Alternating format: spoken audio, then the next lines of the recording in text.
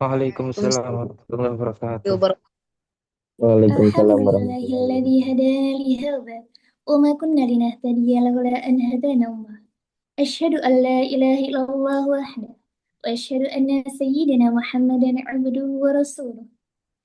اللهم صل وسلم وبارك عليه وعلى آله وأصحابه الأكرام. أما بعد،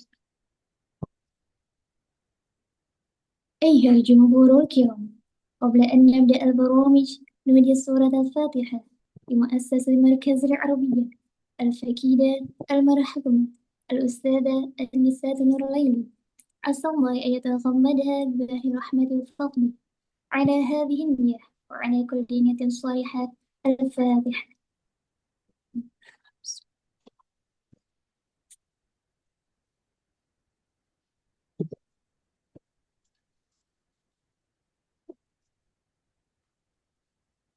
اسمح لي نساء الفتى الصالحة كمقاسمة الأوقات أن أذكر عليكم تنظيم البرامج المقررة ومواعيدها الثابتة. البرنامج الأول الافتتاح. البرنامج الثاني الأنشودة الخاصة بمركز العربية. البرنامج الثالث الكلمات الترحيب. البرنامج الرابع التلفيق. البرنامج الخامس الندوة الافتراضية. البرنامج السادس المناقشة. البرنامج الآخر الاختتام. أيها أصحاب الضرورة، لنبدأ هذه الندوة وهيا نفتتح بقراءة أم الكتاب معا على هذه النية وكل نية صالحة. الفاتحة. بسم الله الشيطان الرجيم.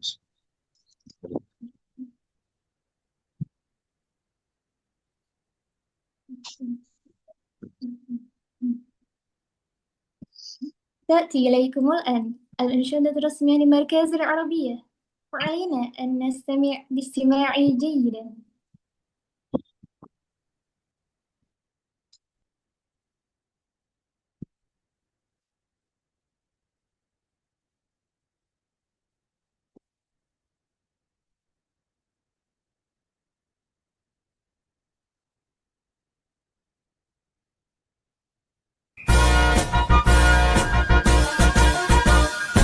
العربية هي لغة الحياة، بها تفهم القرآن والسنة. العربية هي مخ العبادة، بها توصل العبد والإله. نحن هنا مركز عربية، نتعلم معا بالحماسة. نحن هنا مركز عربية، نجد للوصول إلى الغاية.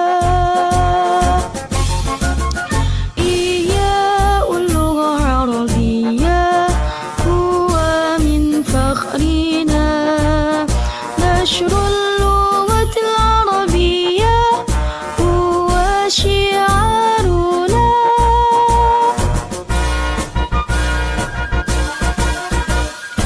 العربية هي لغة الحياة، بها تفهم القرآن والسنة.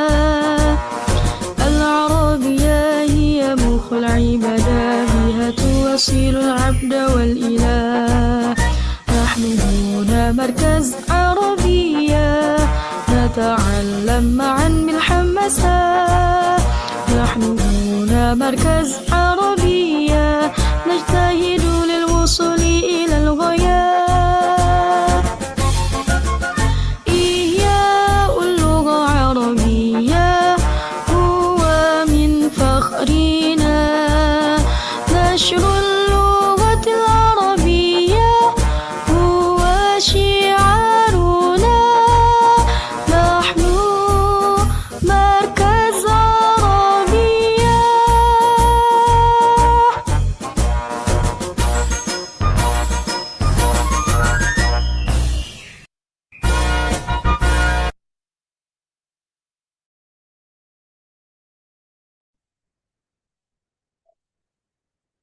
أيها الحاضرون الكرام، البرنامج بعده الكلمات الترحيب من رئيس المركز العربية الأستاذ Rico Andrian Albacalorius وإليه نفضله بكل حب واعتزاز.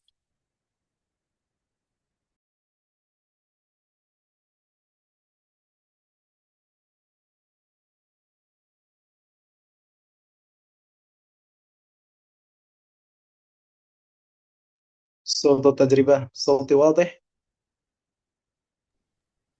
نعم واضح. واضح الحمد لله. بسم الله الرحمن الرحيم.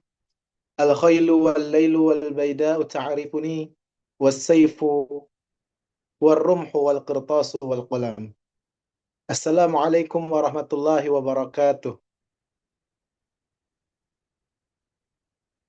الحمد لله الذي أنعم علينا بأنواع النعم واللطائف الإحسان وفضلنا على سائر خلقه بالتعليم العلم والبيان، والصلاة والسلام على سيدنا محمد المبعوث بخير الملل والأديان وعلى آله وصحبه بلور معالم الإيمان وشموس عوالم العرفان. فقالوا سبحانك لا علم لنا إلا ما علمتنا إنك أنت العليم الحكيم. وقال في آية أخرى وليخشى الذين لو تركوا من خلفهم ذرية ضعافا خافوا عليهم فليتقوا الله وليقولوا قولا سديدا. وقال رسول الله صلى الله عليه وسلم اللهم صل وسلم وبارك عليه من خرج في طلب العلم فهو في سبيل الله حتى يرجع. أما بعد.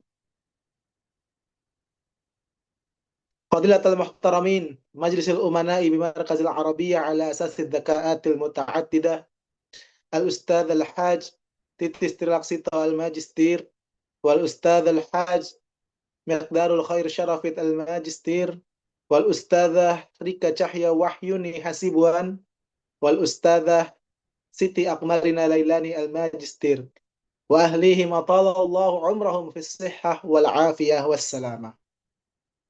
صاحب السعادة أمينة المناهج للتعليم عن بعد، أخص بالذكر الأستاذة الكريمة اسمها يونيساري البكالوريوس والأستاذة رحمواتي الماجستير، أطال الله عمرهما في الصحة والعافية كذلك.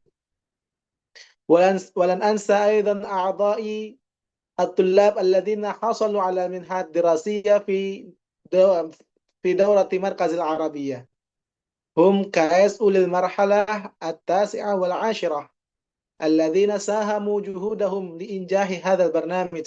يسر الله سائر أموركم على تيسيركم لهذا البرنامج. ولن أنسى أيها الحضور الكرام دمتم محفوظين وبعناية الله ملحوظين.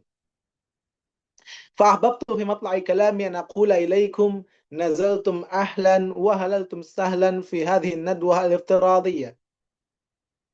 فأنا أتمنى لكم الهدوء والاستفادة، أن تستمعوا كل ما ألقاه المحاضر في هذه الدورة في هذه الندوة كي تستفيدوا استفادة تامة. ولكن قبيل ذلك أود أن أؤكد بعض النقاط المهمة حول هذه الندوة كي يكون تسهيلا لي وتفهيما لنا للجميع أنطق باللغة الوطنية أي bahasa. Seluruh peserta seminar yang malam ini Masya Allah sudah menghadiri seminar online webinar di jam segini malam minggu, di mana orang-orang malmingan, orang-orang barangkali lebih tertarik untuk yang berbau hiburan, yang berbau healing-healing, tapi antum semua di sini sudah sampai 49 orang menghadiri seminar ini untuk mencari tahu, untuk memahami bagaimana caranya bisa lolos untuk belajar ke Timur Tengah. Semoga Allah karuniai semangat antum, perjuangan antum pada malam hari ini sebagai ibadah, sebagai sebuah modal untuk antum berhasil menuntut ilmu di Mesir, untuk menuntut ilmu di Timur Tengah. Ada beberapa hal yang perlu yang perlu saya tekankan kepada antum-antum semua dalam seminar ini. Yang pertama adalah kita pahami, kita mengerti bahwa negeri Kinanah, Mesir, adalah merupakan tujuan yang paling diminati oleh santri-santri di Indonesia. Sudah banyak ulama-ulama, asatidz wal ustadzat yang merupakan alumni dari Al-Azhar, Kairo, Mesir, atau negara-negara Timur Tengah lain yang sudah terlihat kiprahnya, bahkan menjadi panutan sebagian dari kita di seminar ini untuk menuntut ilmu atau beristifadah kepada beliau. Maka dalam hal ini Markas Arabiyah memberikan reaksinya untuk mengakomodir para santri-santri yang ingin melanjutkan studinya ke Timur Tengah. Ini sudah kami mulai sejak pertama kali Markas Arabiyah berdiri sampai sekarang tahun 2026. Awalnya berdiri 2018, berarti sudah 8 tahun. Dan ini adalah bulan di mana Markas Arabiyah berulang tahun. Markas Arabiyah selalu menjadi tempat, menjadi sebuah media di mana anak-anak yang belajar, anak-anak yang mempersiapkan dirinya untuk menghadapi tes masuk Timur Tengah, itu selalu menjadi peraih beasiswa di Kemenang. Kemudian, apakah kontribusi Markas Arabiyah untuk antum semua yang hadir di pada malam hari ini hanya berhenti pada seminar ini aja? Tentu tidak. Markas Arabiyah punya rencana tindak lanjut. Kami mengadakan yang namanya program bimbingan online persiapan seleksi beasiswa Kemenang. Antum sudah lihat, sudah di-share oleh admin. Ini ada program kelas gratis. Gratis, tidak dipungut biaya apapun. Hanya antum menyiapkan kuota dan semangat belajar yang baik. Dari tanggal 27 lusa nanti sampai tanggal 30 April ada kesempatan untuk antum belajar, untuk antum menambah persiapan bagaimana nanti menghadapi ujian untuk lolos di beasiswa Kemenak tahun 2026. Tidak perlu ragu, tidak perlu khawatir, Markas Arabiyah sudah menjadi lembaga yang bonafit, lembaga yang terpercaya, sudah bertahun-tahun mengirimkan, bahkan 2000-an sampai detik ini sudah ingin mencapai 3.000 peserta didik yang sudah dikirimkan ke Timur Tengah. Maka silahkan manfaatkan kesempatan antum, manfaatkan waktu, manfaatkan hal yang diberikan oleh Markas Arabiyah untuk antum, jangan sampai melewatkan kesempatan. Ya, seperti yang dikatakan oleh Mahmud Syami Basa dalam mahfuzatnya bagi yang belajar, badiril fursata wahdhar fautaha. Manfaatkanlah kesempatan, jangan sampai kelewatan. Dan hati-hatilah terhadap kesempatan yang hilang.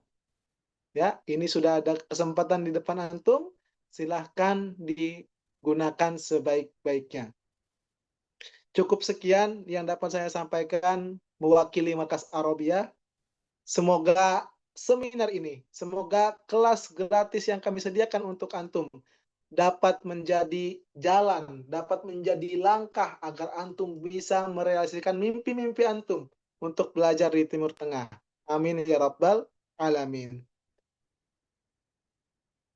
Wa fi nihayatil mataf aqulu lakum syukran katsiran ala hudurikum wa ala musyarakatikum fi hadhihi an-nadwah al-karimah. Fa miskul khitam. Wassalamu alaikum warahmatullahi wabarakatuh. Waalaikumsalam warahmatullahi wabarakatuh. Waalaikumsalam warahmatullahi wabarakatuh. أقول شكرا جزيلا إلى الأستاذ لقاء أمريان البكالوريوس. نخطو إلى برنامج بعده التوفيق. يرجى من الحاضرون الكرام لتشغيل كاميرا أولا. Baik, untuk seluruh partisipan diharapkan untuk menghidupkan kameranya terlebih dahulu karena kita akan melaksanakan sesi dokumentasi.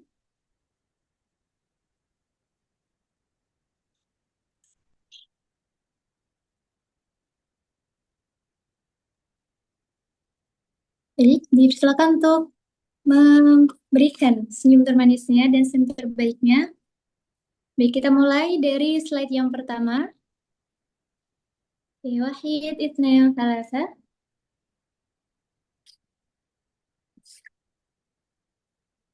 Tamam, kita lanjut ke slide yang kedua.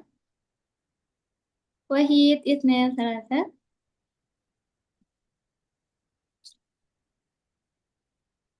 Dan slide yang terakhir, Fahid Itna Falatah. Syukran jazilan.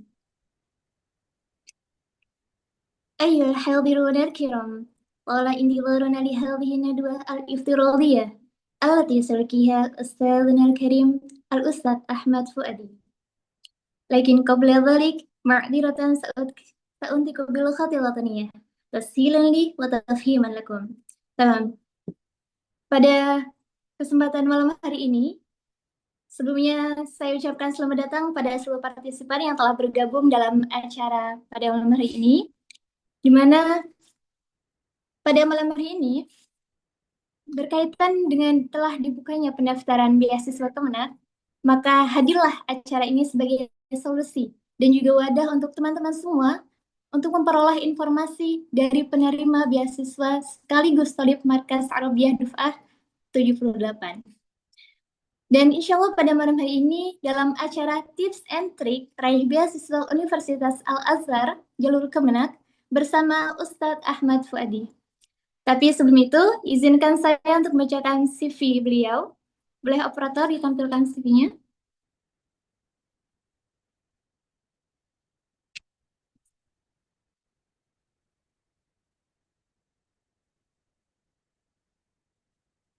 Baik. Baik, pemateri kita pada malam hari ini yaitu Ustadz Ahmad Fuadi, di mana beliau lahir di Surabaya 19 Oktober 2003 dan domisilinya yaitu di Nyamplungan, Surabaya, Jawa Timur. Kemudian, next slide.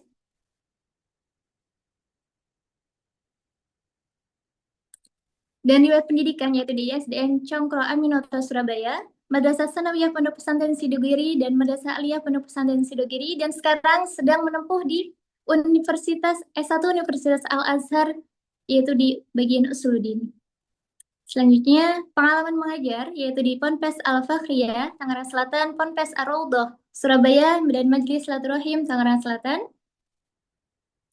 Kemudian prestasinya yaitu juara 1 MKK Internasional, juara 1 MKK Jawa Timur, juara 1 MKK Nasional, juara 3 MKK Internasional, dan juara 2 MKK Nasional di Sidogiri. Selanjutnya,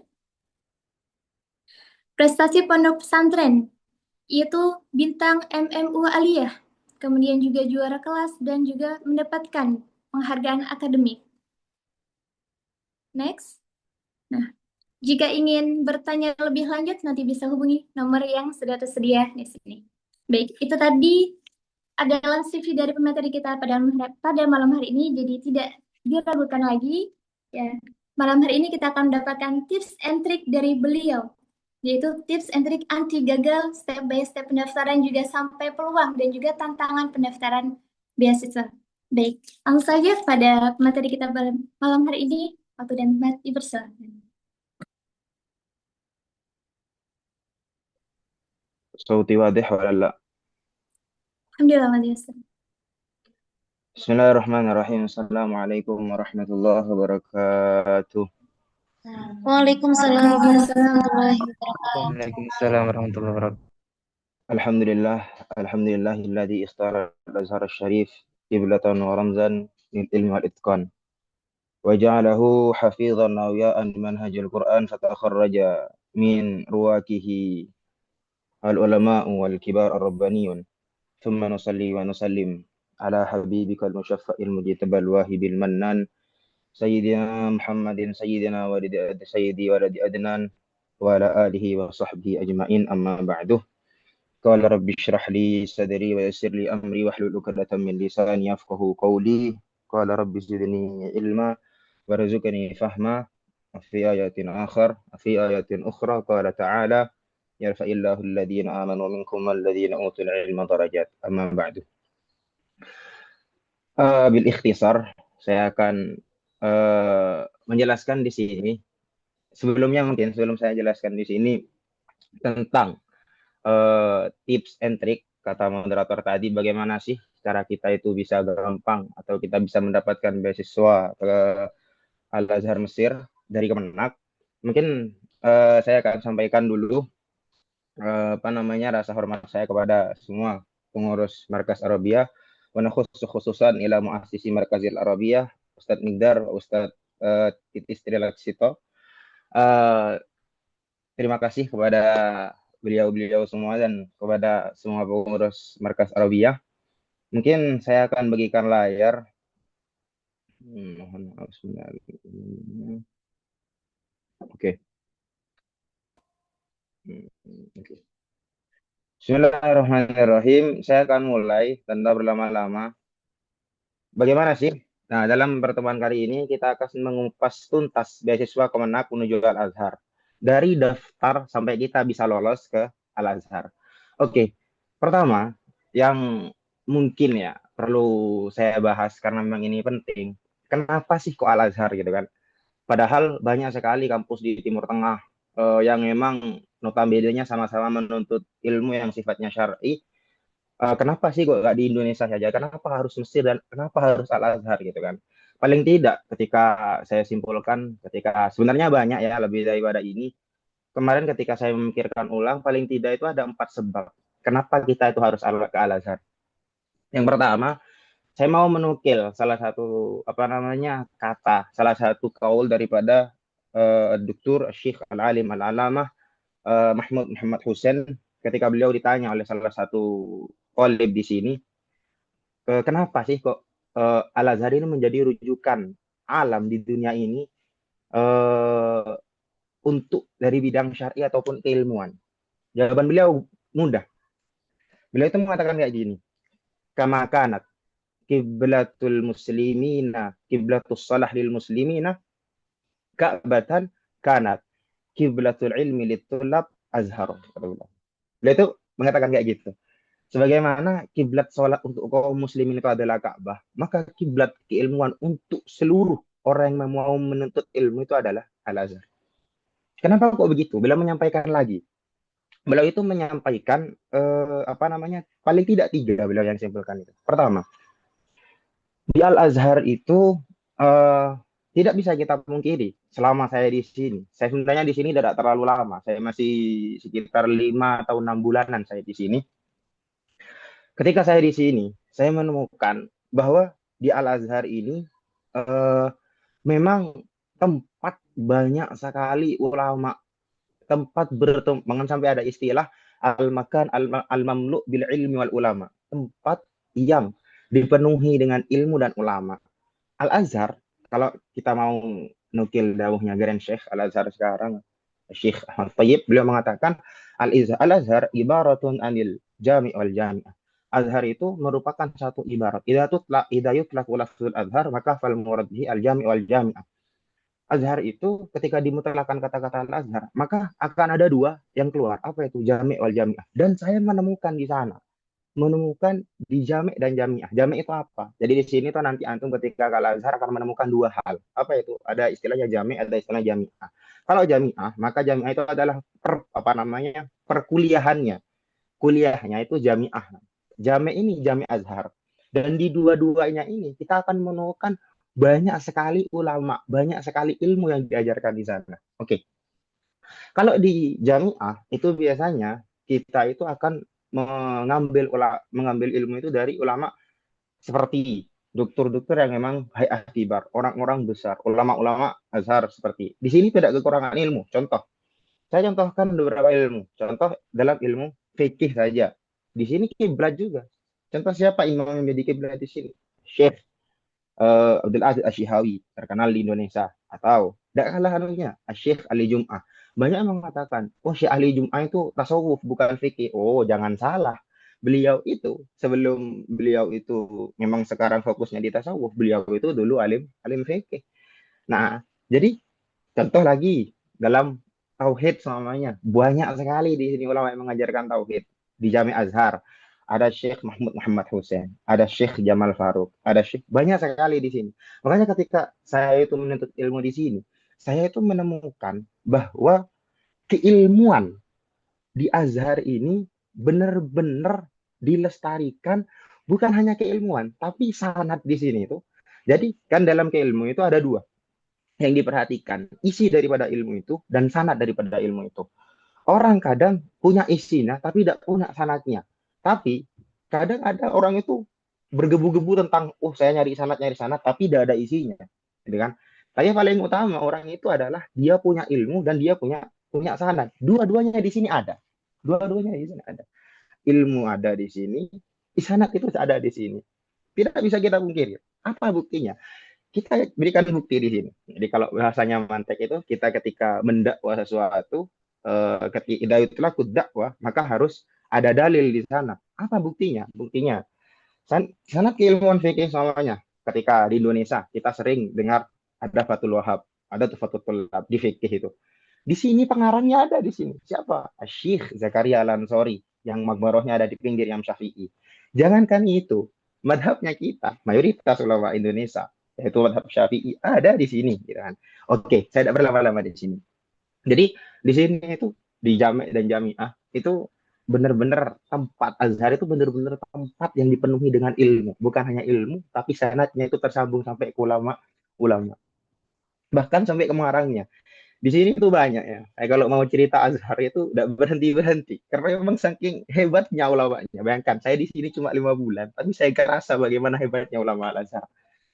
Yang, terus. Kita teruskan saja. Itu, pertama. Yang nomor dua, beliau mengatakan lagi. Di sini, kita itu bukan hanya menuntut ilmu kepada ulama yang asalnya dari Mesir, tidak. Kita nanti akan bisa menuntut ilmu dari ulama-ulama internasional di sini. Contoh, saya berikan satu contoh. Di sini itu ada Syekh Fauzi Korate. Beliau itu bukan berasal dari Mesir, beliau berasal daripada orang-orang Nigeria.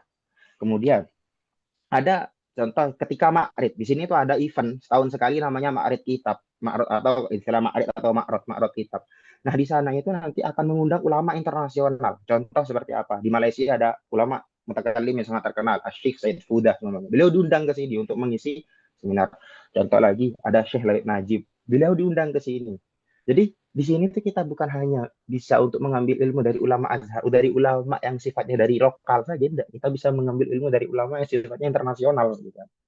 Yang nomor tiga, di sini itu kita akan menemukan relasi studi Islam yang sifatnya adalah global, tidak hanya Indonesia, tidak hanya Mesir semuanya kalau di sini tidak, tapi relasi keilmuan kita itu sampai ke penjuru seluruh seluruh dunia. Apa buktinya? Oke, saya berikan bukti. Di sini saya sudah notice tadi di awal bahwa di sini itu tolibnya atau tulabnya itu bukan hanya sekedar dari Indonesia, dari bahkan itu ada apa namanya tolib. Saya sering juga ngobrol itu tolib dari Malaysia, ada tolib dari Thailand, kemudian ada tolib dari Nigeria, ada tolib dari Sudan, banyak. Nah, di sana kita bisa mempelajari bagaimana asalkan kita mau untuk apa namanya bermuasyarah dengan mereka, kita bisa mempelajari bagaimana bahasanya mereka, bagaimana adatnya mereka. Jadi relasi studi keilmuan kita itu luas sampai ke seluruh penjuru penjuru dunia. Dan kita bisa buktikan itu. Sebenarnya ada satu lagi yang menurut saya itu paling penting. Ketika kita di Indonesia mungkin, ketika kita di Indonesia, kita itu ketika menemukan satu permasalahan, nah ini loh yang salah. Ketika di Indonesia, itu kita kadang menganggap diri kita sudah alim samanya. Nah, itu keliru. Kenapa? Karena buktinya banyak sekali ulama yang lebih alim daripada kita. Apalagi antum kalau sudah nyampe Al-Azhar. Ngerasa kayak paling bodoh. Wallah, jujur saya di sini. Ketika saya pertama nyampe di Al-Azhar, ketika itu saya talaki ke salah satu syekh mufassir beliau, Syekh Abdul Fattah Al-Awari. Beliau mengajar tafsir Baidawi di Jami Azhar. Itu saya merasa paling bodoh di sana. Kenapa? Ketika beliau menjelaskan itu, kayak apa yang keluar dari lisan beliau itu semuanya ilmu begitu. Jadi apa namanya? Ketika kita itu merasa paling alim di Indonesia, itu nanti ketika kita nyampe di sini, kita akan merasa paling bodoh. Nah, enaknya di sini, Ustaz. Enaknya di sini, Ustaz. Enaknya di sini, hadirin. Enaknya di sini itu ketika kita menemukan satu muskilah, kita itu bisa bertanya ke kakak kelas kita. Kakak kelas kita yang memang notabene-nya lebih alim daripada kita. Di Indonesia kita sulit menemukan hal itu. Contoh ketika kita contoh di pondok pesantren. Ini merupakan apa ya muskilah yang dulu saya pernah pernah apa rasakan di pondok pesantren mungkin ya. Ketika saya di pondok pesantren namanya, ketika saya menemukan satu muskilah, saya tidak bisa untuk bertanya. Saya tidak bisa untuk bertanya kepada kakak-kakak kelas saya karena emang kakak kelas saya kadang tidak paham akan bidang keilmuan itu. Contohnya dalam mantek saja. Mantek dipelajari di Indonesia itu tidak sedalam apa yang dipelajari di sini. Saya berikan contoh kedua, usul fikih. Usul fikih yang dipelajari di Indonesia tidak sedalam bagaimana usul fikih dipelajari di sini. Jangan jauh-jauh, fikih yang dipelajari di Indonesia tidak sedalam bagaimana cara kita mengkaji fikih di sini. Fikih di Indonesia itu sifatnya taklid qauli, bukan taklid manhaji. Ketika kita menemukan pendapat ulama, maka kita ambil pendapatnya. Tidak kita kaji bagaimana cara berpikirnya gitu kan. Oke, selesai. Itu merupakan beberapa alasan, mungkin 4 atau 5 alasan yang membuat kita harus ke Al-Azhar gitu ya. Biar kalian ini tertarget dan terhasun, tertahdid kan untuk ke sini kan. Oke, sekarang bagaimana sih cara kita masuk ke Al-Azhar itu? Dan bagaimana prosesnya? Apa saja jalurnya? Oke, kita lanjut. Jalur masuk. Jalur masuk Al-Azhar itu ada 2. Yang pertama, ada yang sifatnya biaya siswa, ada yang sifatnya non-beasiswa. Ya, contoh yang sifatnya beasiswa itu adalah seperti Kemenak. Kemenak ini sebenarnya Kemenak itu menyediakan 2. Kemenak ketika antum itu daftar ke Kemenak, maka Kemenak itu akan menyediakan 2. Apa itu? Yang sifatnya beasiswa, yang sifatnya non-beasiswa. Kenapa bisa dikatakan ada beasiswa dan non beasiswa? Karena nanti yang bisa yang mendapatkan beasiswa daripada Kemenak itu adalah 20 orang teratas dari beribu-ribu orang. Dan alhamdulillah di tahun kemarin nama saya ada di paling pertama. Alhamdulillah. Nah, kemudian yang nomor 2 yang beasiswa itu adalah LPDP Jawa Timur.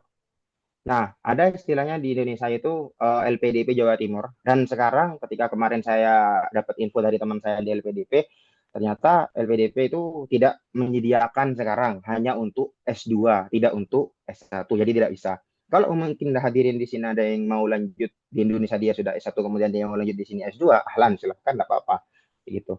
Sekarang alhamdulillah Azhar sudah bisa membuka asalkan ada MUU ketika orang itu sudah S1 di Indonesia bisa melanjutkan di sini S2 gitu. Tapi ya tidak bisa dipungkiri nanti S2 di sini itu beda dengan S2 di Indonesia ataupun di negara yang lain.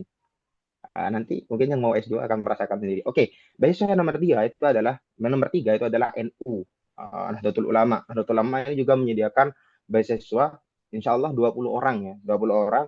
Tapi nanti persyaratan semua beasiswa ini berbeda-beda. Nah, kemudian ada Muhammadiyah, ada Dubes. Dubes ini juga kedutaan besar Mesir yang ada di Indonesia itu nanti akan membuka jalur beasiswa juga.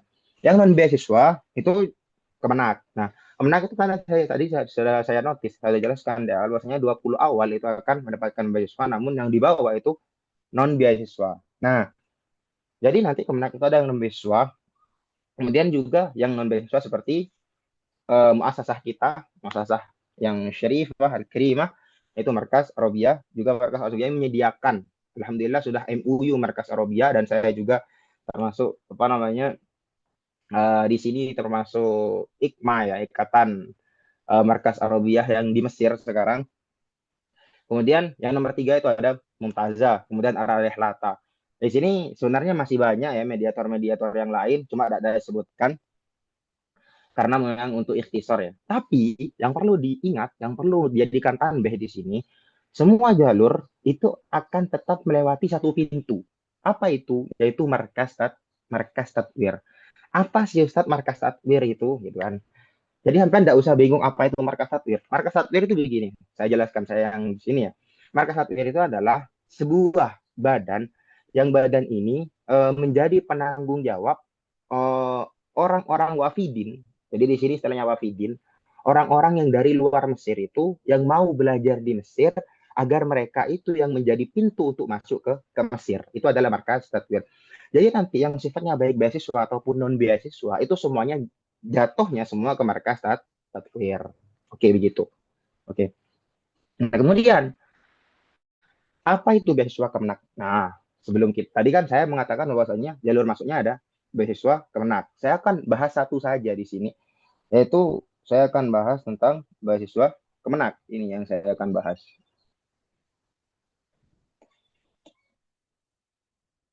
Oke. Apa itu beasiswa Kemenak? Beasiswa Kemenak itu ketika saya kemarin berpikirkan lagi, saya menemukan 4 takrif di sini, bukan 4 takrif, 4 hal yang akhirnya berbentuk takrif gitu kan.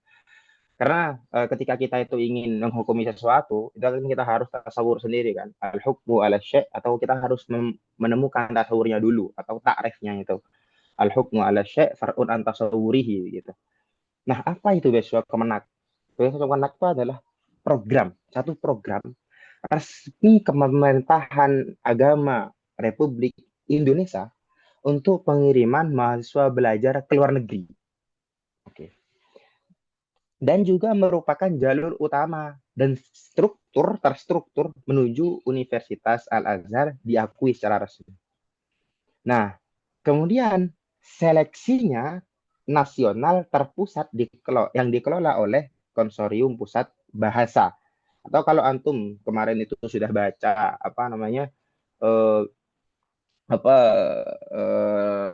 edaran-edaran, karena kemarin itu saya kan juga sedikit mengikuti pendaftaran itu. Kemarin insya Allah sudah dibuka ya dari tanggal 22 April itu untuk pendaftaran ke Kemenak. Nah, itu nanti yang melat atau yang menjadi pusat untuk mengetes itu adalah Konsorsium Pusat Bahasa ini kawan. Atau kalau dulu itu istilahnya adalah Usiba. Nah, oke. Jadi begini. Tadi saya bilang bahwasanya program studi pemerintahan agama atau kalau istilahnya sekarang itu adalah pertukaran pelajar yang perlu diketahui. Nah, yang perlu diketahui bahwasanya beasiswa Kemenak ini sebenarnya yang meminta untuk adanya tolib daripada Indonesia itu bisa nyampe ke Azhar, itu adalah Al-Azhar sendiri.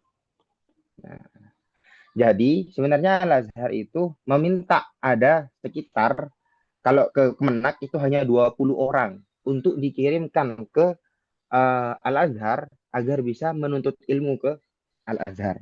Oke, makanya tadi saya bilang yang nomor 2 ini merupakan jalur utama yang resmi dan terstruktur dari awal. Nah, ini sebenarnya merupakan sebuah perjanjian antara Azhar, kalau istilahnya di sini al-bu'us ya, istilahnya bu'us ini. Markas Satwir lebih gampangnya Markas Satwir dengan pemerintah Indonesia agar pemerintah Indonesia itu mencarikan 20 orang untuk bisa dikirim ke Azhar agar bisa belajar di Azhar gitu. Itu adalah beasiswa Kemenak. Oke, sekarang tujuan. Nah, maka dari itu sebenarnya nanti ada beberapa kendala karena di sini itu adalah yang meminta Al-Azhar, kemudian Kemenak itu hanya menyediakan SDM-nya, maka nanti ada beberapa sesuatu yang mungkin kendala ya, yang mungkin saya sampaikan nanti di akhir ya. Oke, tujuan. Apa sih tujuan program beasiswa ini? Sebenarnya program beasiswa Kemenak ini tujuannya adalah mencetak generasi yang benar-benar alim yang mampu nanti bisa berkontribusi bagi kemajuan umat dan bangsa melalui pendidikan yang berkualitas di Al-Azhar. Tidak bisa kita pungkiri ya, di luar teman-teman yang karena memang di sini mahasiswanya banyak, sekarang itu bisa terhitung 21.000 ya di sini. Nah, ketika memang dia itu benar-benar cari ilmu di sini, tidak bisa kita pungkiri, pasti dia itu secara keilmuan dia akan lebih matang daripada teman-teman yang di Indonesia. Kenapa saya bilang begitu? Ini terbukti pada diri saya sendiri ya. Ketika saya di Indonesia dulu, saya itu merasa saya dalam fikih yakfi, dalam nahwu yakfi, dalam ini cukup gitu. Tapi ketika saya masuk ke sini, di sini itu bukan hanya kita belajar, enggak. Kita itu nanti dipelajari bagaimana cara mengajar. Jadi tujuannya itu di sini memang benar-benar mencetak satu SDM yang SDM ini bisa menjadi pemimpin umat. Nanti akhirnya kayak gitu. Dalam artian pemimpin umat tidak harus menjadi yang terkenal ya. Dalam artian kita itu bisa menjadi orang yang benar-benar manfaat di masyarakat gitu ya. Yang kita nanti berdakwah di masyarakat dengan metodenya Al-Azhar. Bagaimana sih metode Al-Azhar? Saya tidak akan bahas di sini ya karena memang pure bahas Kemenak ya. Oke. Kenapa harus Kemenak? Kenapa harus Kemenak? Sebenarnya ketika saya mikir ini kemarin, kenapa sih harus Kemenak? Gitu kan? Ada 3 poin yang paling yang muncul di otak saya mungkin. Yang pertama, jalur resmi pemerintah legal, terjamin, dan mendapatkan dukungan penuh dari pemerintah agama atau Kementerian Agama Republik Indonesia. Jadi memang jalur resmi beasiswa itu yang awalnya memang adalah Kemenak ya. Saya tidak menafikan dari perkataan saya ini, saya tidak menafikan nanti ada jalur-jalur yang lain. Karena memang tidak bisa dipungkiri ada jalur yang lain yang memang Azhar itu memberikan kepada jalur tersebut kekhususan ya. Kekhususan agar dia itu bisa memberangkatkan santrinya ke Al-Azhar gitu. Oke, dari perkataan saya ini tidak melazimkan akan menafikan itu, tidak. Tapi paling tidak kita itu jalur resmi pemerintah dan didukung oleh pemerintah, begitu kan.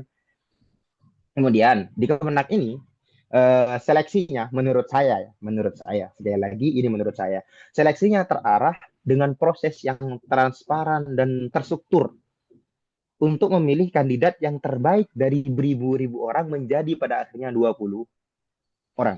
Oke. Paling tidak ini yang bisa saya dapatkan dua hal ini. Kenapa sih kok harus Kemenak? Nah, sebenarnya ada yang ketiga, apa itu pembinaan berkelanjutan selama masa studi serta peluang besar untuk pengembangan karir dan jaringan.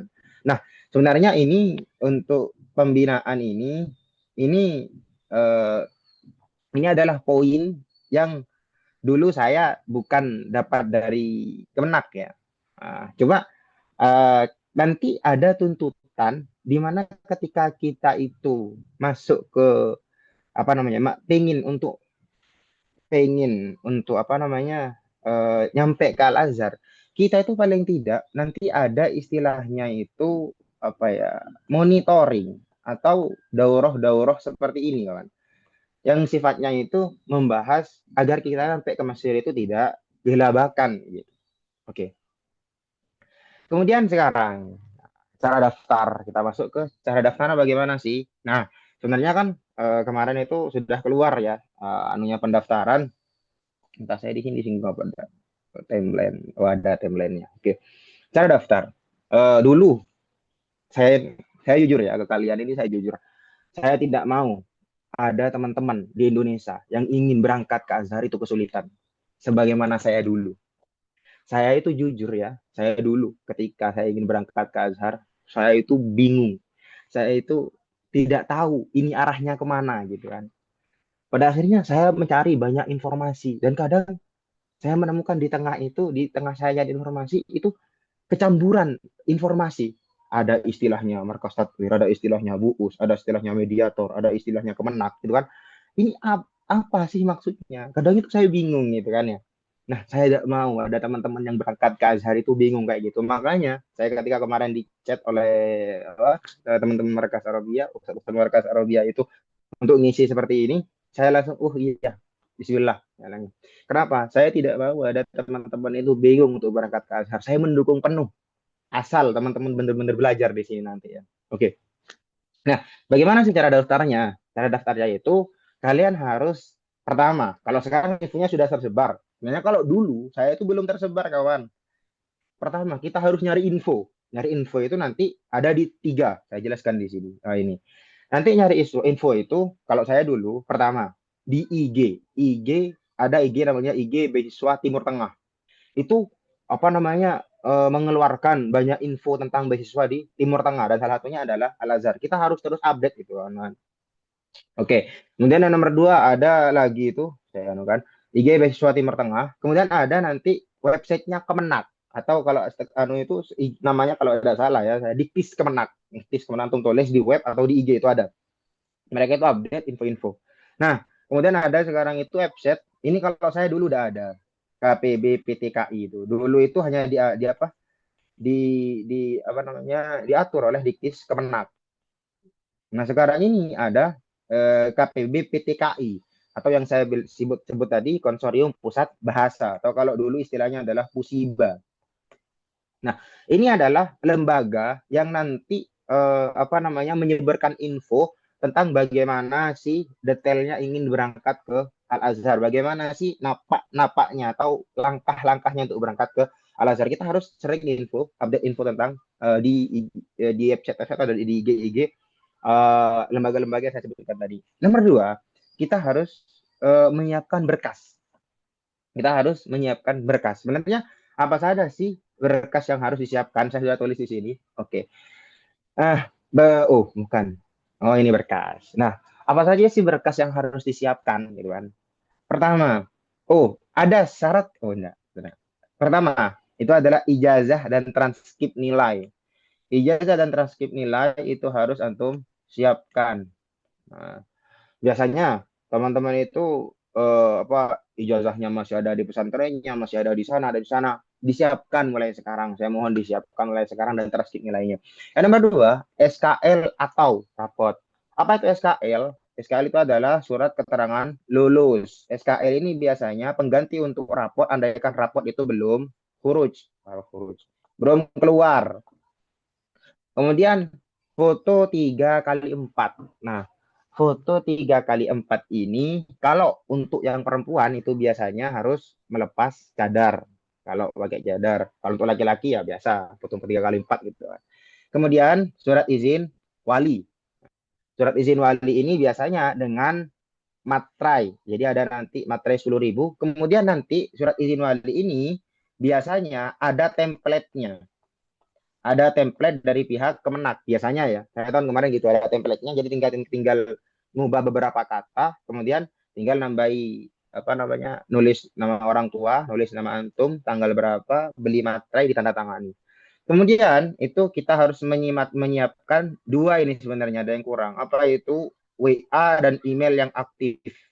WA dan email yang aktif. Nah, ini banyak sekali teman-teman kadang ya. Itu emailnya banyak kan. Akhirnya nanti email yang mana? Kalian tuh harus punya fokus email yang antum itu buat benar-benar untuk andaikan kamu diterima di salah satu lembaga atau untuk kerja biasanya. Teman-teman itu harus punya satu email yang benar-benar antum fokus untuk masuknya email orang lain ke email tersebut. Jadi tidak hilang-hilang nanti.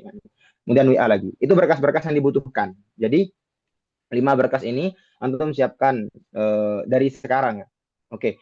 Kemudian daftar. Nah, kemarin daftarnya kan sudah keluar pendaftarannya itu. Untuk timeline-nya saya sebutkan. Nah, ini. Pendaftaran itu kan kemarin dimulai dari tanggal 22 April sampai 9 Mei. Kalau dulu saya itu dari tanggal 5 Mei. Seingat saya tanggal 5 Mei itu mulai. Kalau sekarang tanggal 22 April sampai 9 Mei. Nah, silahkan antum mendaftar sekarang, kemudian berkas-berkas yang tadi itu silahkan antum persiapkan dan kalau bisa daftar langsung. Nah, nanti setelah antum pendaftaran, itu ada istilahnya seleksi berkas. Nah, seleksi berkas, nanti berkas-berkas. Makanya saya tadi bilang, saya notis ke antum tadi, bahwasanya silahkan berkasnya dilengkapkan sekiranya ketika seleksi berkas-berkasnya antum itu sudah siap dan akan diterima. Nah, biasanya setelah seleksi berkas dan berkasnya itu lulus, nah nanti akan nama kalian akan mendapat name tag gitu untuk melaksanakan tes. Oke, sekarang kita membahas yang paling penting di sini. Apa sih tes? Tes. Tes itu mencakup empat hal ya. Tes itu mencakup 4. Sebenarnya dua. Cuma ketika dilengkapkan, ditafsili, yang ijazah ijmal itu 2, tapi kalau ditafsili ada 4. Apa itu? Itu CBT. CBT itu jangan bingung-bingung dengan CBT, hadirin ya, atau satu-satu sekalian ini ya.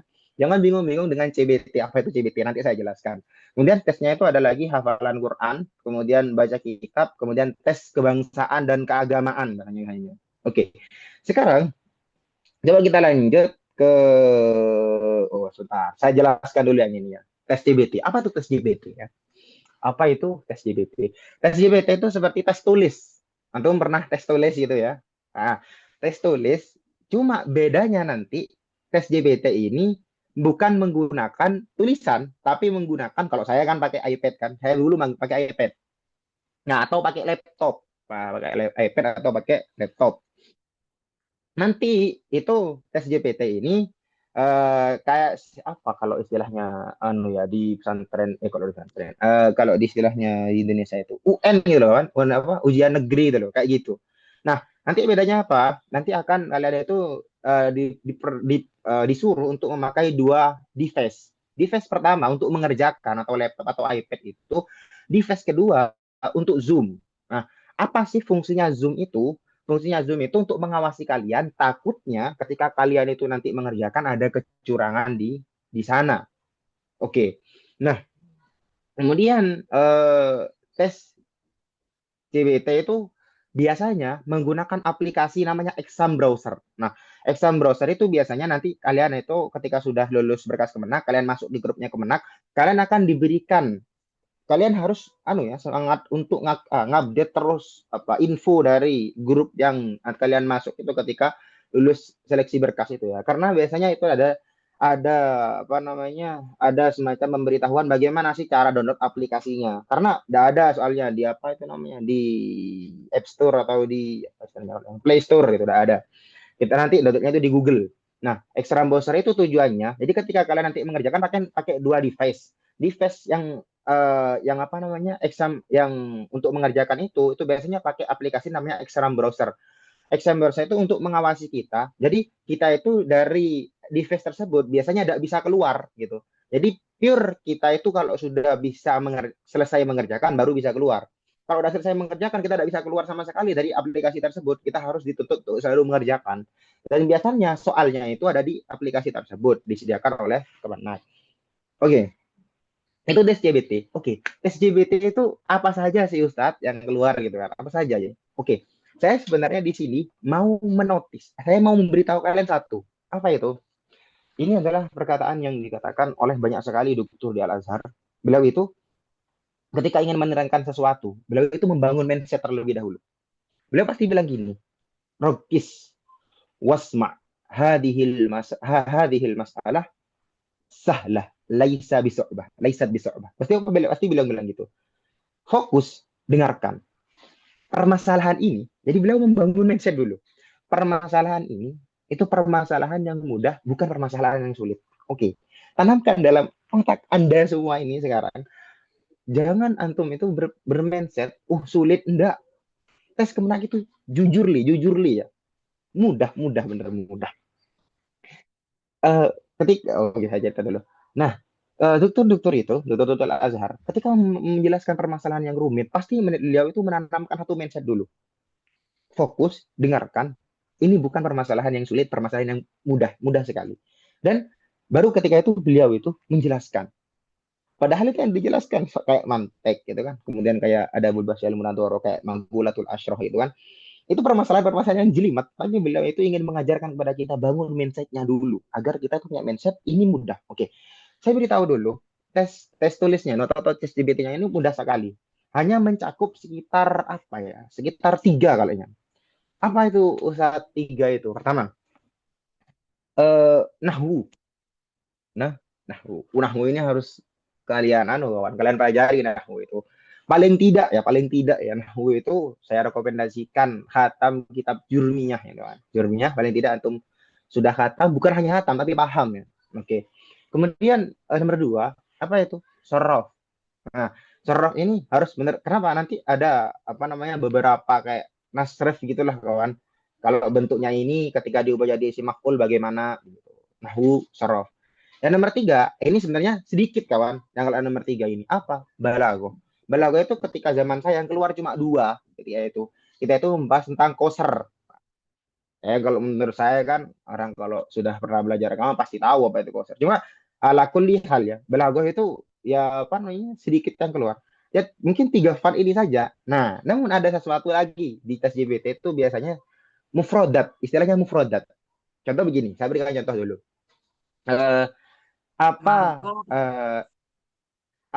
muradif atau jangan muradif? Apa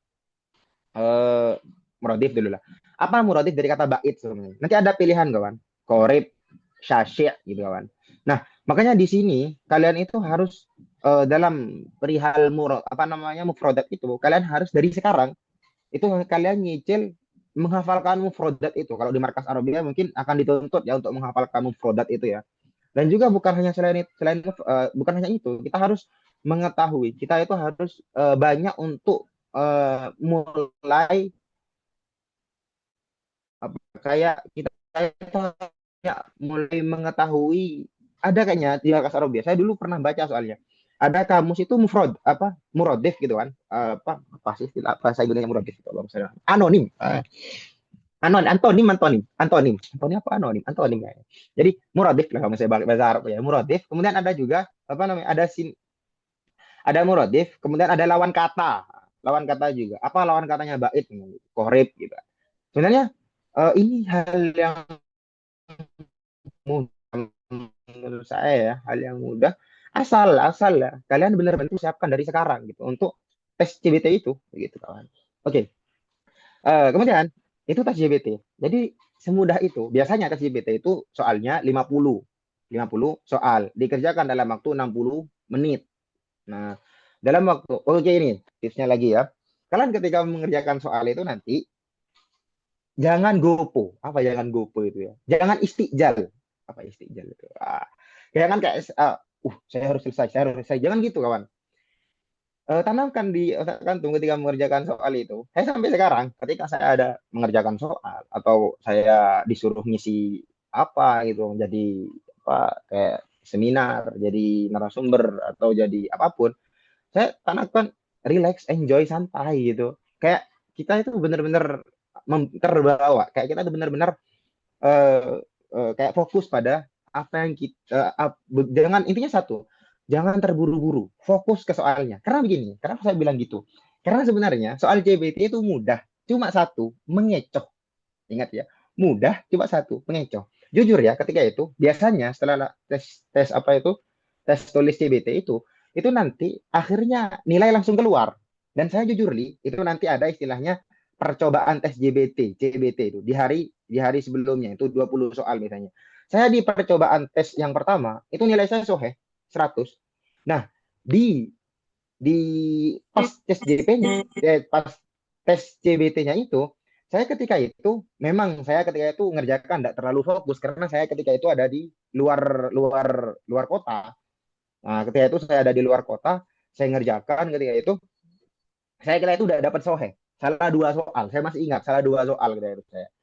Makanya saya dapat 96 kayaknya, 96. Nah, saya ketika itu ngira kawan, saya sudah nyerah ketika itu.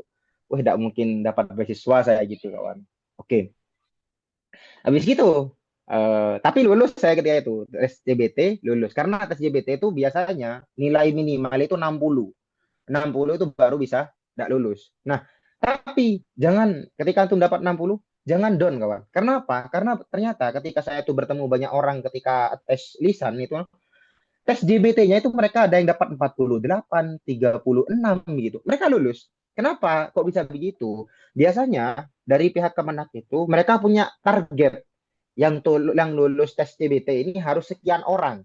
Jadi andai kan nanti emang yang dapat nilai 60 ke atas itu hanya contoh 600 orang, andaikan targetnya mereka 1000, mereka itu kekurangan sekitar 400. Berarti nilai-nilai yang di bawah ini pasti diambil oleh mereka. Biasanya kayak gitu ya, ketika saya membaca.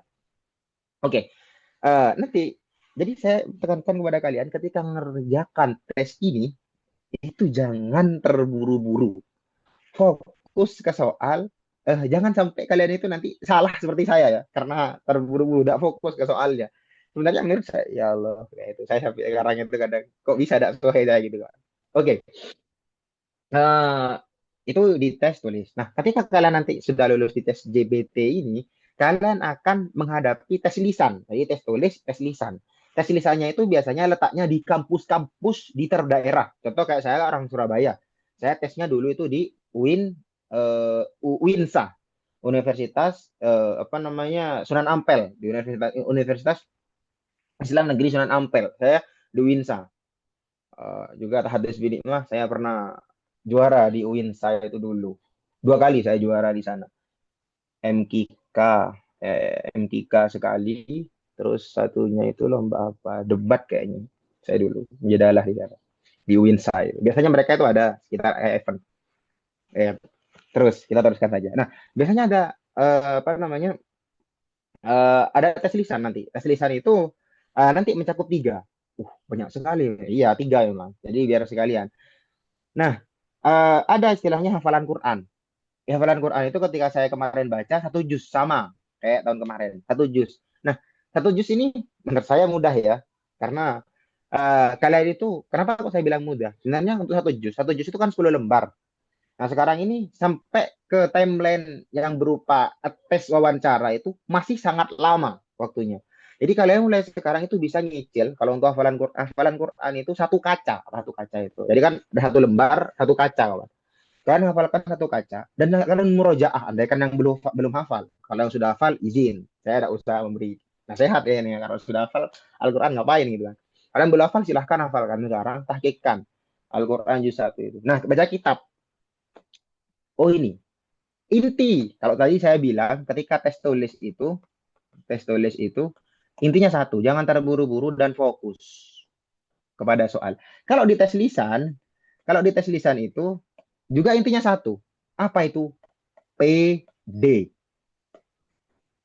Itu yang saya bawa sampai sekarang. Apa itu PD? Percaya diri. Dalam artian gini, saya ketika tes lisan itu bener-bener ada takutnya. Bener-bener ada takutnya. Dalam artian ketika teman-teman saya jujur ya, ketika tes lisan itu banyak teman-teman saya yang sealmet atau apa bahasanya sekarang, sepondok dengan saya, itu juga ikut tes dan mereka itu tidak pede, mereka tuh apa? Takut. Nah, ini biasanya yang membuat juri itu tambah orang ini tidak apa ya, tidak cocok Azhar gitu kan. Jadi kalian harus pede, benar-benar pede. Contoh dulu itu saya ketika tes hafalan Quran, ini saya yang maju pertama, kawan. Saya masih ingat saya yang maju pertama ketika itu. Saya maju pertama. Nah, saya sebenarnya cara tes hafalan Quran itu hanya biasanya itu bukan dua lembar, dua kaca. Biasanya diambil dari yang paling atas dulu. Eh, Contoh, kalau di satu, kul in kanat lakumud darul akhiratu khalisatan min dunin nasi fal mauta in kuntum shadiqin. Yang begitu. Lanjutkan gitu. Nanti dilanjutkan sampai satu kaca. Itu nanti diteruskan sampai satu kaca. Nah, kemudian nanti akan ada ayat selanjutnya. Contoh, mana sakh min ayatin aw siharati bi khairi minha aw mithliha lam ta'lamu Allah ala kulli syai'in qadir. Lanjutkan gitu. Lanjutkan gitu nanti. Satu kaca. Nah, dulu saya itu kawan, jangking PD-nya saya itu ya, sampai juri itu kesel. Kenapa kesel? Saya itu di tes itu bukan disuruh, saya itu pertama disuruh melanjutkan. Lanjutkan ayat ini, lanjutkan ayat ini. Saya, kan pasti dicari salahnya kan. Saya itu sampai 5 kali dites, tidak ada salahnya saya gitu itu. Sampai juri itu, saya masih ingat sekali. Ketika itu apa namanya itu loh. Saya disuruh melanjutkan bukan dari bawah ke atas, tapi bukan dari atas ke bawah, tapi dari bawah ke atas. Jadi gini lanjutannya, lanjutkan ayat sebelumnya gitu. Tapi saya bisa jawab ketika itu. Bener saya masih ingat. Karena hafalan saya juz 1 ketika itu benar-benar tahqiq. Makanya apa namanya? Hafalan Quran itu nanti seperti itu biasanya. Jadi cuma dua yang ditanyakan. Satu kaca gitu. Intinya apa? PD. Yang nomor dua, nanti ketika kalian sudah tes hafalan Quran, nanti akan dites baca kitab. Nah, kalau tahunya saya, itu baca kitabnya pakai kitab Marah Labid, tafsir. Tafsirnya siapa itu? Syekh Nawawi Al-Bantani. Marah Labid itu. Ketika itu saya dapat tafsiran. Biasanya yang dites itu kan yang diteskan hafalan Qur'annya juz 1 kan ya. Nanti tes baca kitabnya pakai tafsir dan tafsirnya juga juz 1. Ingat-ingat itu. Biasanya kayak gitu. Saya kemarin dulu itu tes hafalan Quran, baca kitabnya kitab tafsir kan, tafsir Merah Labid itu. Saya itu ketepatan dapat bacaan itu loh. Wattaba'u matlu syayatin wala mulki Sulaiman ma kafara Sulaiman. Nah, sampai itu. Baca kitabnya. Nah, oke. Setelah itu biasanya pindah ruangan untuk tes kebangsaan dan tes keagamaan. Apa sih tes? Ini lagi. Baca kitab itu kawan. Sebenarnya pertanyaannya tidak terlalu mendalam ya. Tidak terlalu kayak ketika antum lomba baca kitab enggak.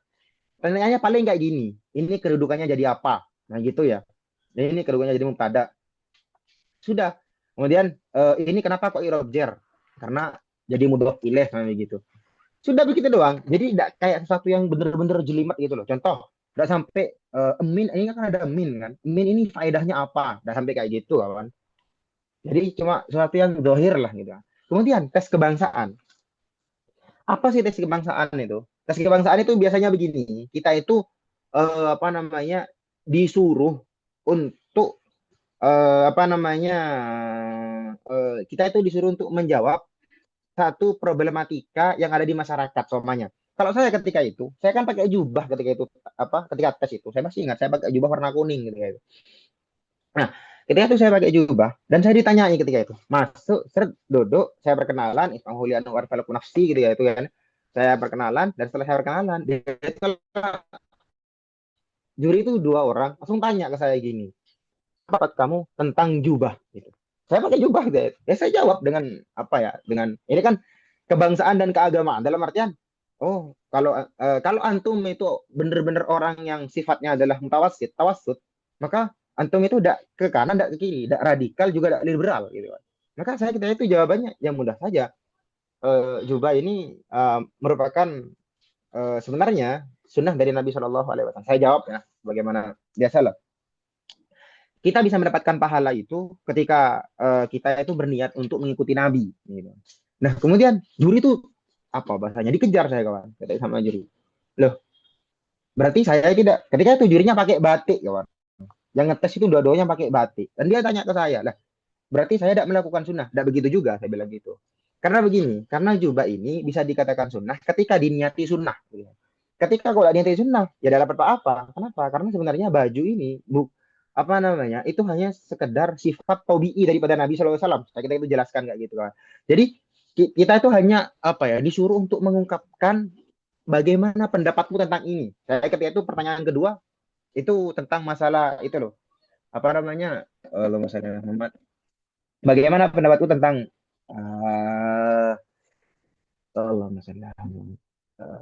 jadi ada yang kasus lama sebenarnya. Apa istilahnya itu, yang pengikutnya salah satu habaib itu yang memporak-porandakan tempat bermaksiat atau doli kayak gitu. Nah, itu bagaimana pendapatmu? Ya silakan antum ungkapkan pendapat antum dengan catatan ya. Antum itu PD dan antum jangan terlalu ke kanan, jangan terlalu ke kiri, benar-benar tawassut. Oke ya. Oke. Itu adalah segelumit tentang tes. Mudah kan? Mudah banget benar.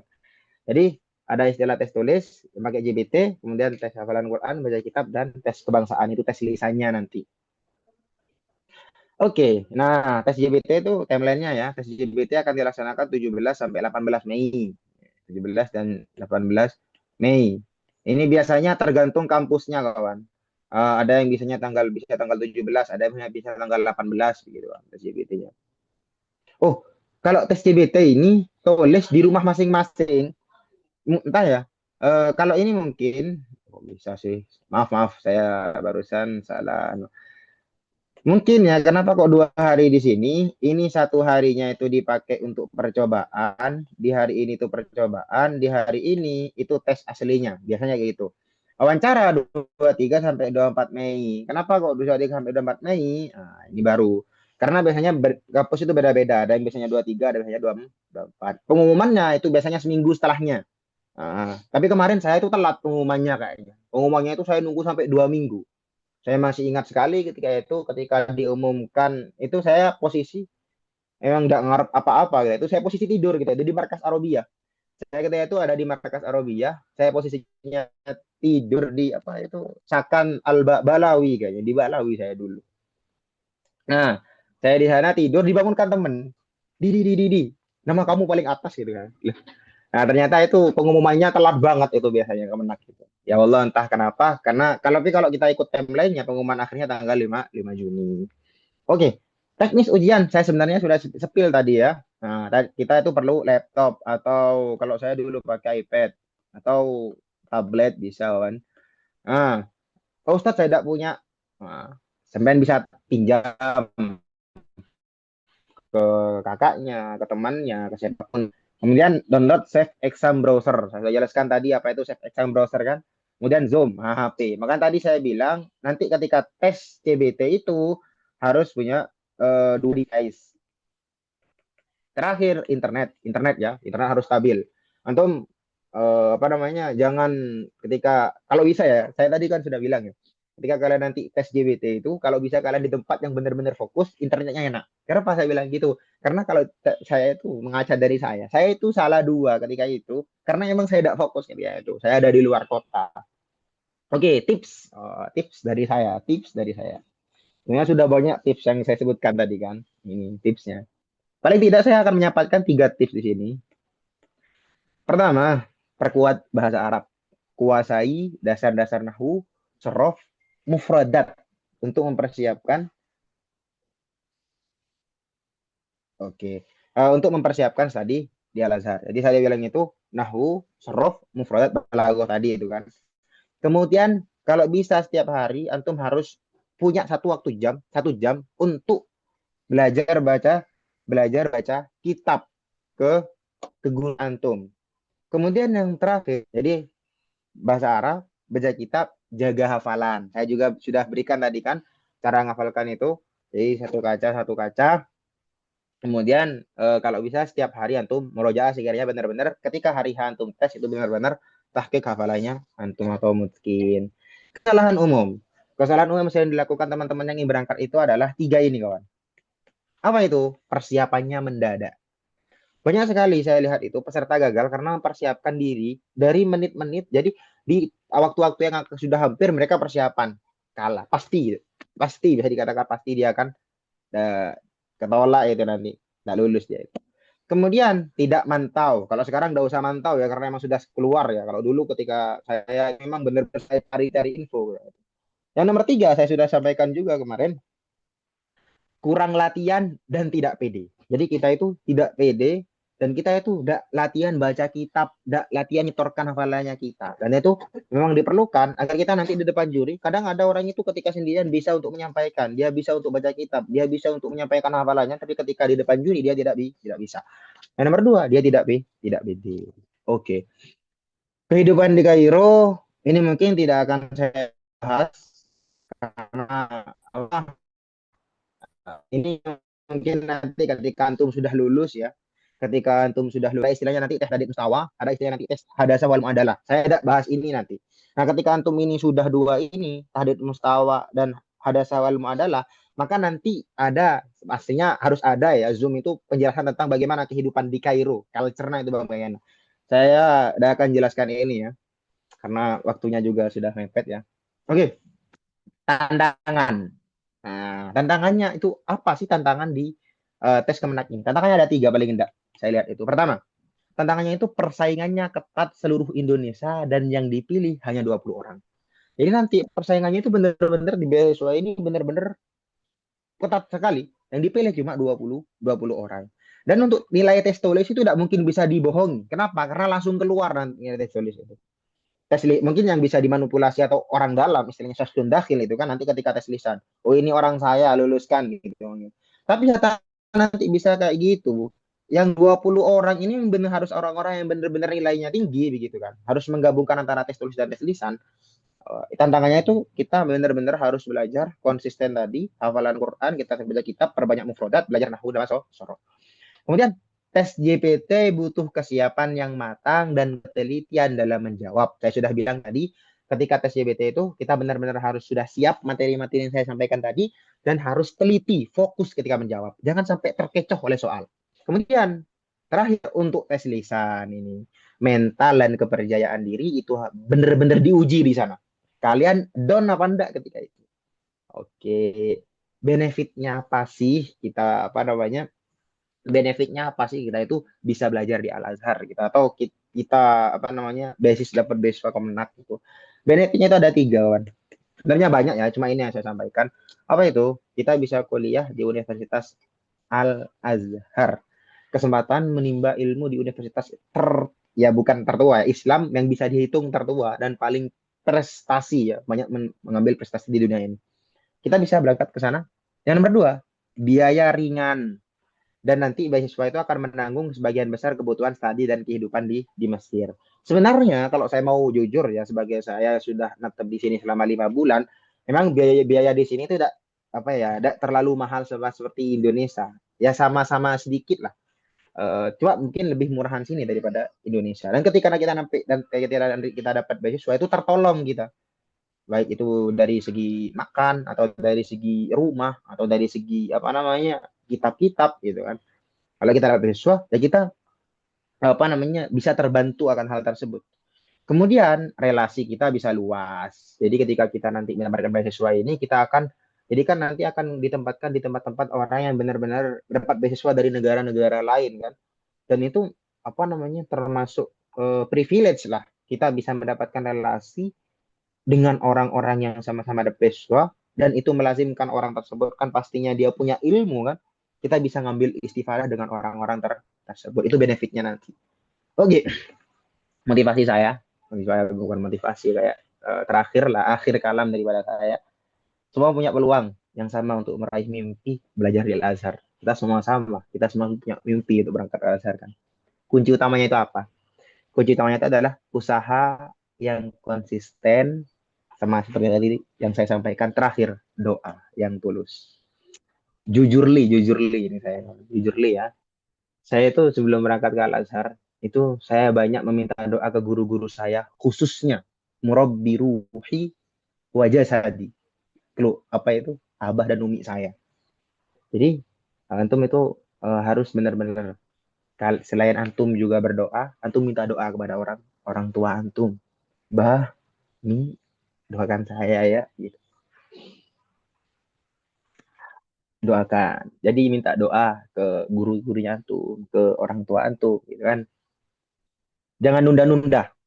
Dari sekarang kita mulai, kita persiapkan dari hal-hal kecil. Kadang hal-hal yang kecil itu yang mungkin saja bisa keluar ketika kita butuh.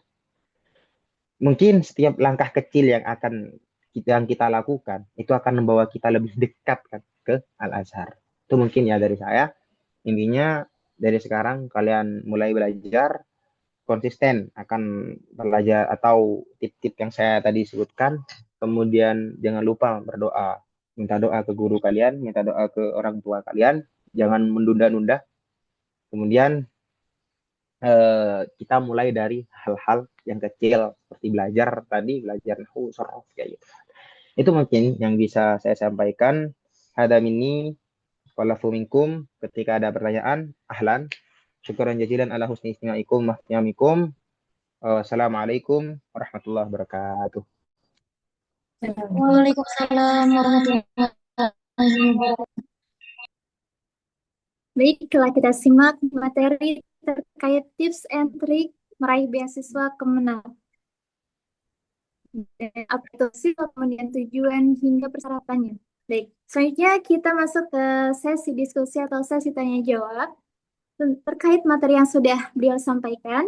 Nah, baik, untuk rekan-rekan semua yang ingin bertanya, dipersilakan untuk raise hand terlebih dahulu dan nanti akan kita pilih secara acak. Baik, dipersilakan untuk teman-teman semua yang ingin bertanya.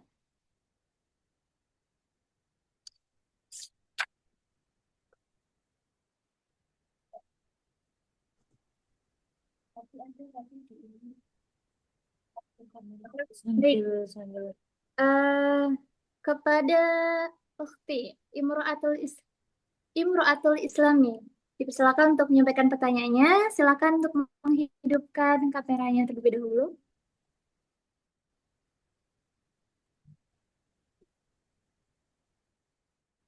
Baik, silakan Ukhti Imro'atul Islami.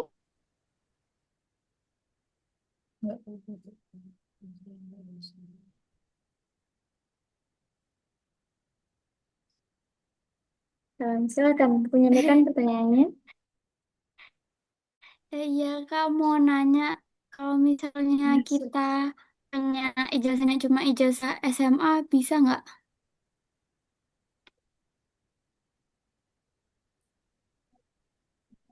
Baik, bisa diulangi lagi untuk pertanyaannya, Kakak? Kalau misalnya cuma punya ijazah SMA, bisa nggak, Kak? Bukan muadalah atau MA? Nah, kita tabung dulu ya pertanyaannya. Ya. Syukran. Selanjutnya untuk teman-teman semua.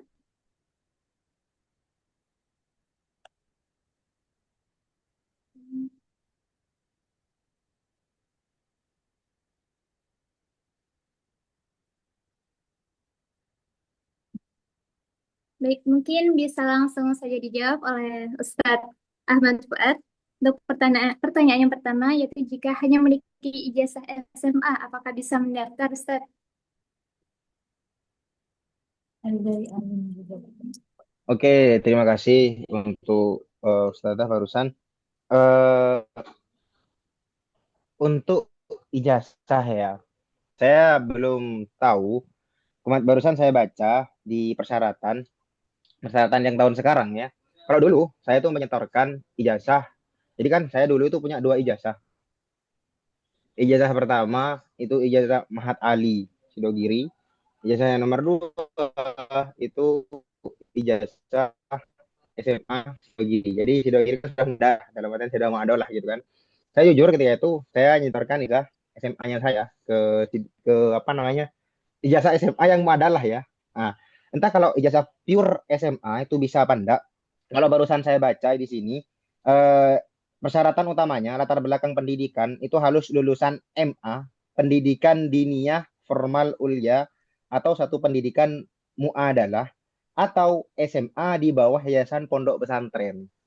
Nah, entah apakah ketika memang pure itu SMA bisa apa enggak, mungkin kakak bisa coba apa namanya tanya. Biasanya kan ada adminnya kan, atau entah adminnya sama apa enggak seperti tahun kemarin. Eh, saya tanya adminnya ya, karena saya kan masih apa namanya masih bisa lah hubungi adminnya. Saya coba tanya ke adminnya apa ijazah. Kalau dulu bisa, insya Allah bisa, karena teman-teman saya banyak itu yang bahkan itu saya beberapa ketika tes lisan itu kan masyaroh dengan teman-teman yang lain itu banyak mereka itu memang pure bukan lulusan pesantren ya, yang pure dia itu SMA yang dia itu daftar kemudian ternyata diterima berkasnya. Nah, mungkin kakaknya bisa coba atau bisa chat ke apa namanya admin itu kalau emang nanti bisa memenuhi persyaratan. Ahsan, begitu dari saya. Nah, syukur Ustaz.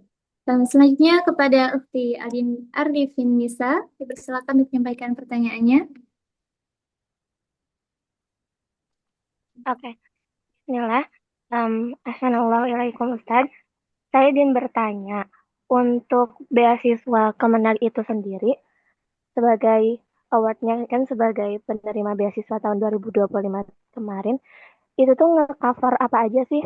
Kalau misalnya dari segi biayanya. Jadi, em, apa aja yang di-cover sama Kemenag? Itu yang pertama. Dan yang kedua, apakah setelah kita lulus tes eh, tes Kemenag itu kita akan mendapatkan pendampingan sampai nyampe Mesirnya kayak gitu. Oke, sekian. Terima kasih. Syukur. Baik, boleh langsung saya jawab oleh Ustaz. Yang pertama yaitu apakah untuk biayanya nanti akan di-cover oleh Kemenag semua dan juga setelah diterima apakah nanti akan ada pendampingan? Silakan Ustaz. Ini saya lupa tadi menjelaskan ya. Nah, sebenarnya untuk beasiswa Kemenag itu apa saja sih yang dicakup? Sebenarnya beasiswa itu saya kan tadi sudah singgung, sudah notice kan ya, bahwa sebenarnya beasiswa ini dari Al Azhar. Nah, apa statusnya Kemenag itu? Statusnya Kemenag itu hanya menyediakan SDM. SDM 20 orang itu untuk diberangkatkan ke Al Azhar. Jadi nanti Al Azhar itu, oke, saya jelaskan apa saja sih. Nanti kalau benar-benar antum melewati beasiswa Kemenag ini yang dianukan oleh Al Azhar, maka nanti itu akan include tiket PP. Tiket PP. Oke. Tiket pulang pergi. Kemudian ada tiket liburan. Tiket liburan itu biasanya 2 tahun sekali. Oke. Kemudian asrama. Istilahnya di sini itu adalah al-bu'us. Bu'us itu asrama. Kemudian makan. Makan 2 kali sehari. Kemudian uang jajan. Uang jajan 1.500 le. Le ya, 1.500 le. Nah, ya di sini itu mata uangnya itu bukan menggunakan rupiah kayak kama huwa maklum, sebagaimana maklum bahwa di per negara itu kan beda ya. Di sini istilahnya itu le atau pon Mesir ya kan. Nah, di sini itu dapat 1.500 le atau sekitar 500.000. Nah, jadi kan kalau sudah dapat 1.500 le, dengan kalian itu sudah ditanggung makan sama apa tadi, makan sama asramanya, kalian itu 1.500 untuk jajan. 1.500 le itu ketika kalian benar-benar apa ya, kalian pasti bisa untuk memanfaatkan itu apa namanya, memanfaatkan uang 1.500 itu untuk jajan dengan baik gitu. Nah, juga nanti biasanya kalau teman-teman dapat beasiswa ini, kalian itu akan gratis kitabnya. Nah, perlu kalian tahu lagi, sebenarnya kuliah di Mesir itu gratis. Ingat-ingat, gratis, oke ya. Jadi kuliah di Mesir itu sebenarnya gratis. Jadi nanti kalian itu ketika nyampe sini, ada istilahnya kuliah itu ulum. Ulum. Jadi ada istilah ulum, istilah kuliah ulum itu atau ulum syariah. Sebentar, saya bernapas dulu kawan ya. Nah, ada istilah ulum. Ulum ini biasanya untuk teman-teman wafidin. Teman-teman wafidin, contoh seperti wafidin yang benar-benar kaya. Dia nanti itu per semesternya, per 6 bulannya itu bayarnya sekitar 4 juta ya, 4 juta. Kalau setahunnya itu 8 juta. Tapi ada yang lain, kayak yang biasa, atau istilahnya reguler. Nah, itu benar-benar gratis, cuma bayar kitab dan ada sih, ada bayar itu cuma ada mahal kawan, bayar per semesternya itu kayak cuma 200.000 bayarnya. Tapi untuk teman-teman yang dapat beasiswa itu gratis. Oke, jadi kalian itu enak banget gitu di sini sudah kalau dapat beasiswa. Nah, sebenarnya kawan, saya ingin membahas lebih jauh ya. Kalian yang nggak dapat beasiswa itu jangan bingung-bingung. Kenapa saya bilang jangan bingung gitu? Intinya nyampe dulu di sini. Kenapa? Karena di sini tuh banyak sekali biaya siswa. Ingat, saya sampaikan lagi, di sini banyak sekali biaya siswa. Oh, Ustadz itu gimana? Nah, saya sampaikan sekarang karena saya ingin menyampaikan pure hanya beasiswa Kemenak. Oke, itu dari saya. Kemudian, apa tadi yang nomor dua? Yang nomor dua? Apakah setelah diterimanya beasiswa itu selanjutnya akan ada pendampingan, Ustaz? Oh, oke. Untuk setelah diterima antum itu biasanya antum itu akan hanya nunggu ada istilahnya di sini itu muafakoh. Jadi beasiswa itu akan turun muafakoh dari Al Azhar. Nanti ketika muafakoh itu turun dari Al Azhar, baru kalian itu akan dicek oleh admin agar kalian itu bisa persiapan untuk berangkat dan kalian itu akan dibelikan visa nanti. Visa dibelikan, semuanya dibelikan gratis semuanya tuh kawan. Jadi antum tinggal itu berangkat doang gitu nanti. Nah, nanti kalian itu, saya ada, ya ini sekali lagi ya. Rintangan paling berat, saya jujur li, saya tuh di pondok dulu, natakallam bil lughatil arabiyyah al-fushah fasih jiddan wallah. Saya tuh fasih banget dulu ketika natakallam bil lughatil arabiyyah ketika di pondok. Nah, nyampe sini saya tuh kayak orang bodoh kawan. Kenapa? Di sini natakallam bil lughatil ammiyah. Jadi amile, anta amile, bisa amil gitu. Kuis ulala gitu. Jadi kayak bahasanya itu memang bener-bener beda gitu kan. Oke, itu mungkin untuk pendampingan mungkin didampingi sampai ke sini begitu. Cuma untuk memang pelajaran kalian harus belajar sendiri gitu. Oke. Nah, sebenarnya ya kalian itu dalam waktu menunggu itu kalian tuh bisa banyak persiapan kan. Saya jujur saya tuh banyak talaki atau banyak belajar itu menggunakan channel YouTube. Ustadz nanti sebentar jangan bahas sana dulu. Kita bahas ilmu dulu. Saya tuh belajar banyak dari channel YouTube. Contoh, saya tuh belajar kalian kalau mau belajar, ini yang versi bahasa Arab ya. Saya tuh belajar mantik, kemudian belajar nahwu, kemudian saya belajar soroh itu dari Asy-Syaikh Al-Adham Al-Asimi. Kalau tahu, beliau dari Suriah. Beliau alim jiddan. Jadi antum bisa mengisi kekosongan untuk belajar ilmu alat ke beliau. Oke. Ustadz, rekomendasi fikih, usul fikih, waidah fikih dong. Ada. Saya rekomendasi YouTube. Siapa? Syekh Labib Najib. Beliau alim banget beliau. Nah, antum kalau wis sudah ya. Sudah itu mungkin dari saya karena nanti terlalu panjang ya. Oke. Baik, apakah masih ada pertanyaan lagi? Atau sudah cukup jelas? Baik, ada dari Maulidia. Ini adalah pertanyaan terakhir ya, teman-teman. Silakan untuk Ukhti Maulidah, selalu menyampaikan pertanyaannya. Izin bertanya, Teh. Ini yang wawancaranya tuh bakal pakai bahasa Arab atau ada selingan bahasa Indonesianya. Terus buat hafalan Al-Qur'annya ada kemungkinan di juz lain kah gitu? Dah. Nah, syukran. Dan dipersilakan untuk Ustaz langsung menjawab pertanyaannya. Yang pertama yaitu apakah untuk wawancaranya menggunakan bahasa Indonesia atau ada bahasa Arabnya atau ada selingannya Ustaz? Dan juga untuk jusnya, Oke. ini jus satu saya. Untuk wawancara itu biasanya memakai bahasa Indonesia. Cuma tergantung jurinya antum. Kalau jurinya itu ala-ala Timur Tengah gitu kan, kalian akan bitakallam bil lughatil arabiyah, nanti akan bicara pakai bahasa Arab kalian nanti. Nah, cuma enggak, insya Allah pakai bahasa Indonesia kalau wawancaranya itu. Oh, tadi untuk hafalan itu apakah bisa lagi loncat? Insya Allah tidak.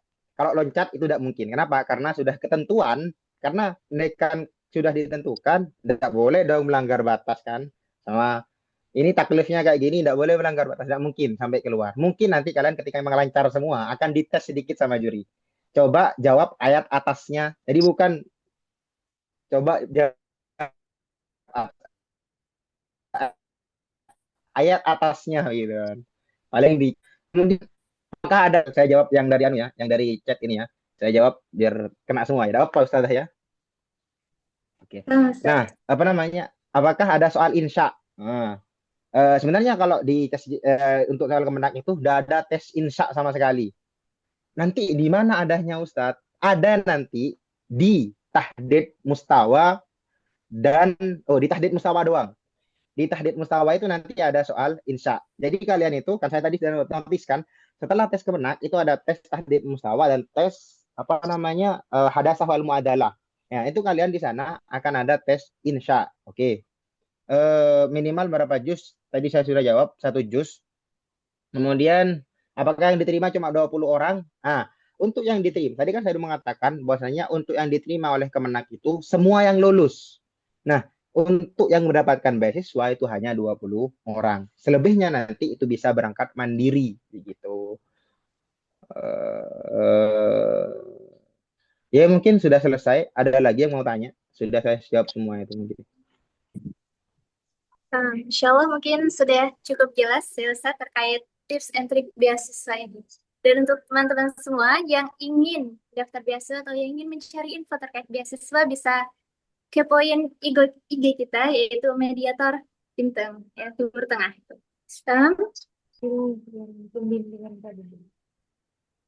Dan juga bisa mengikuti program online bimbingan beasiswa. Atau lebih lanjutnya nanti bisa DM admin kita. Kita sekarang sudah di penghujung acara dan terima kasih kepada pemateri atas waktu, ilmu, dan juga yang telah disampaikan, yang telah dibagikan pada kita pada malam hari ini.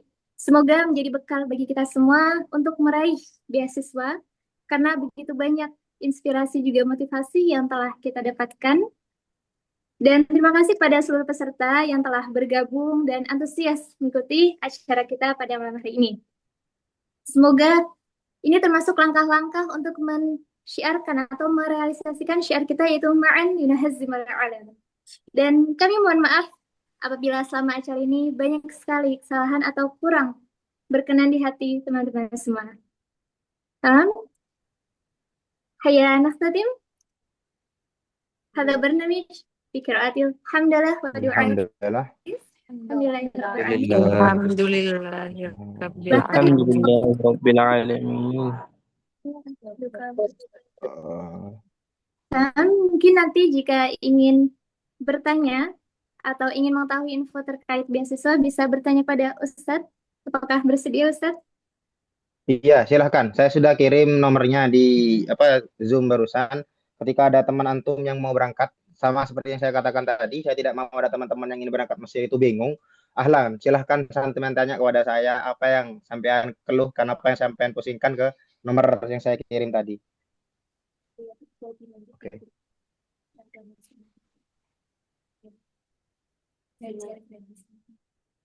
Dan juga untuk teman-teman dipersilakan untuk melihat atau lihat terkait informasi di grup belajar yang sudah kami share.